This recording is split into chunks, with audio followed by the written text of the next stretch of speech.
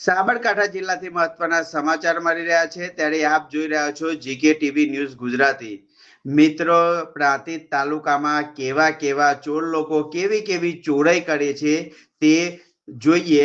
પ્રાંતિજ અને તલોદમાં borewell cable અને વીજ તાર ચોરી કરતી ટોળકી ઝડપાઈ છે. 6 ગુના ડિટેક્ટ. પ્રાંતિજ અને તલોદ પોલીસ સ્ટેશન વિસ્તારમાં બોરવેલના કેબલ, વાયર અને યુજીવીસીએલના એલ્યુમિનિયમના વીજ તારની ચોરીના 6 અનડિટેક્ટ ગુના ડિટેક્ટ કરી પ્રાંતિજ પોલીસે મોટી સફળતા મેળવી છે.